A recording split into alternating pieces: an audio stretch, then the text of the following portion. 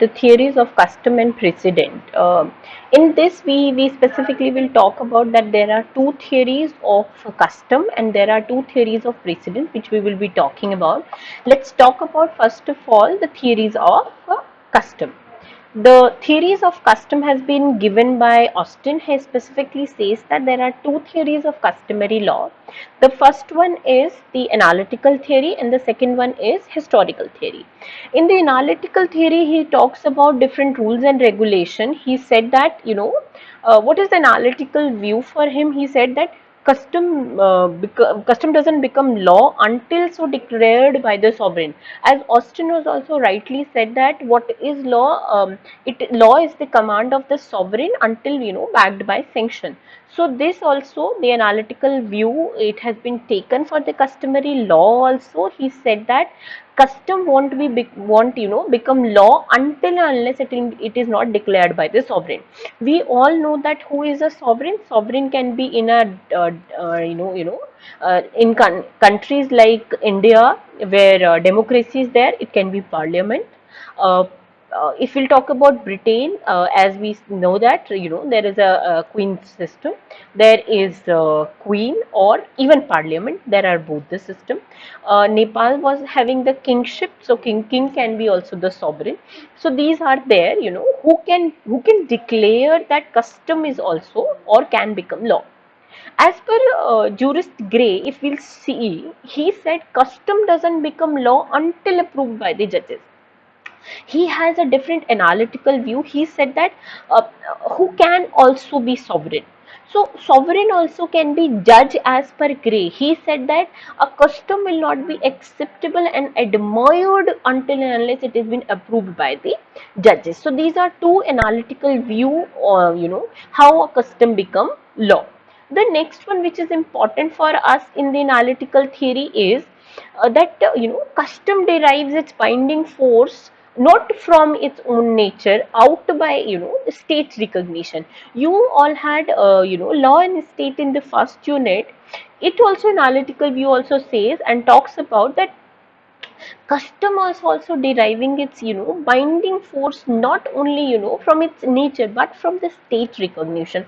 As just we talk about that custom cannot become law until it has been passed or declared by the sovereign. The next one, it says that law styled customary is not to be considered a distinct kind of law. It is nothing but a judicial law founded upon interior custom. These particular lines has by the Austin, it is a combination of both. It is a combination of that law is styled customary is not in considered a distinct, but it is a judicial law founded upon the interior custom. It simply says that law is nothing. It's not distinct kind of law when it is from the customary practice, but it is always found by the judiciary that this kind of practice is there, and let's follow this kind of practice as being the binded law for that particular place. The next says that custom has its own persuasive value only. We talked about this persuasiveness when we were talking about the requisites for the custom. Yes, custom has the persuasive value only. Then Ellen, what Ellen has talked about analytical theory. Ellen said that it is fallacy that custom is not law until it has been pronounced upon by a court. It's Ellen says that, and Ellen accepts that a custom cannot be a full-fledged law until it has been accepted by a practicing court, a judicial pronouncement. So this is the analytical theory, analytical approach on of custom. We all can see that these mixed combinations specifically say that custom should have a recognition either by the sovereign or by the judiciary. Then only this custom can have its binding force. Then the historical theory says or talks about Savigny, Pushta and Blackstone. These three jurists talks about historical theory. They said that customary is the primary source from which all the law derives its legacy, legal efficacy and authority. Custom is so much supreme that it's the first and primary source for the law derives. It is the formal source of law. We all know that custom is the formal source of law. Custom is self-sufficient, independent and legislative authority, but condition precedent of all sound legislation. What Wingerdorf has talked about custom, he said that custom did not originate from the judicial decision. We never talked about that custom being originated from judicial pronouncement.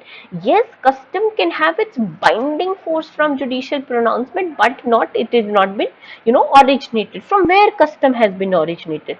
It has originated from household, and a relation of clans, possesses sanction of people, and judges recognize them any officially. We found the customary practices in our household. We found our customary practices in our society.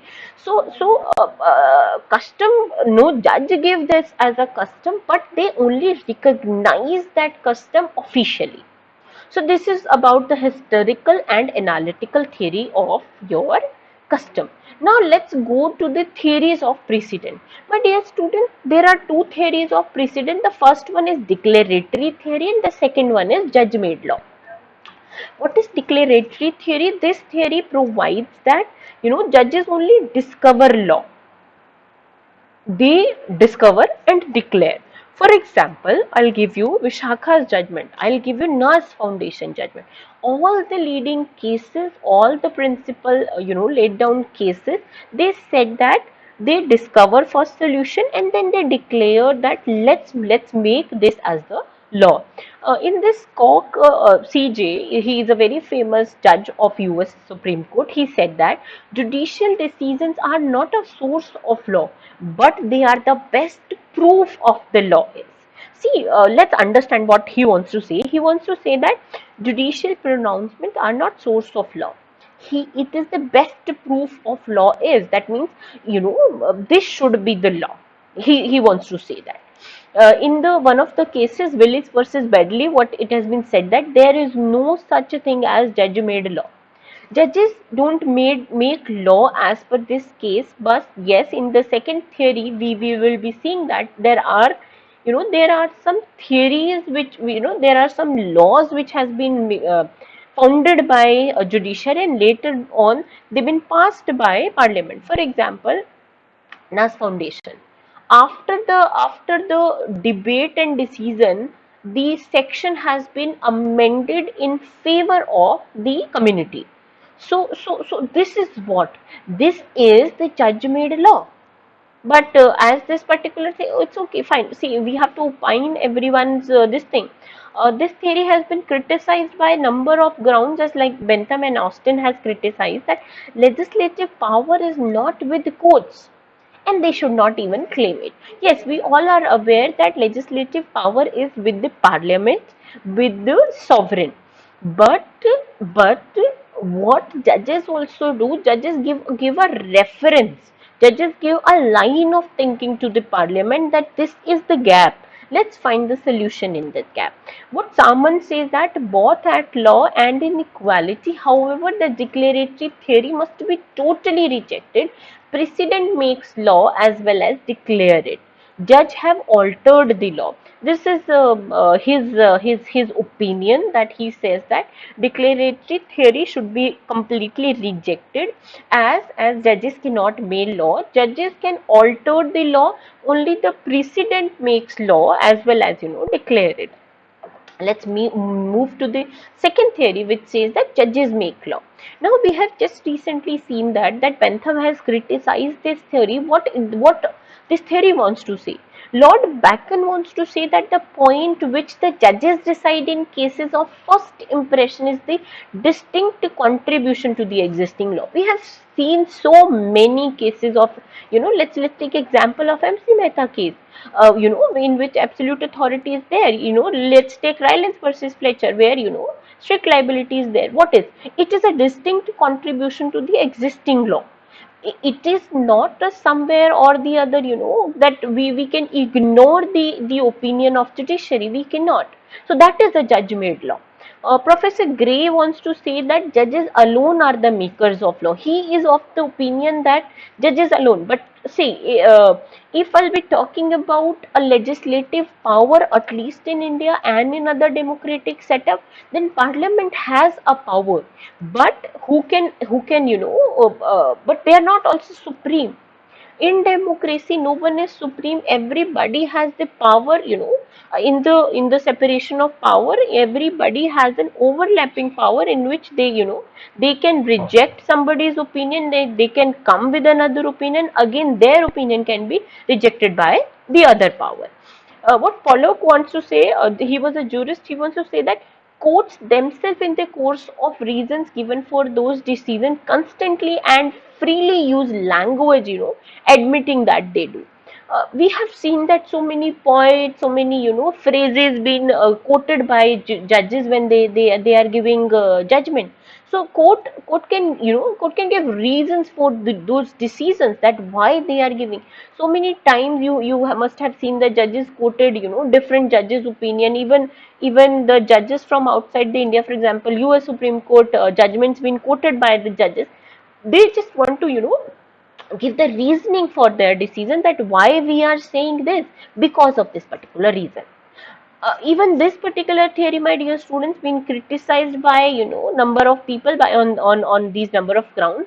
The first one is judges cannot overrule a statute. We know that Parliament has a absolute power to write or to make a statute. Yes, judges never overrule a statute, but yes, judges overrule a law which is in the violation of people's right. The second one is when a statute clearly laid down the law, the judges has to enforce it. Yes, this is a responsibility, but if that enforcement is again in the violation of people's right, then people's right is in the supreme power. The third one is the judge is confined to the facts of the case while enunciating the legal principles. Within those limits, yes, the judges make their law. But when it comes to the parliament see the society as it is rather than seeing only the facts of the cases.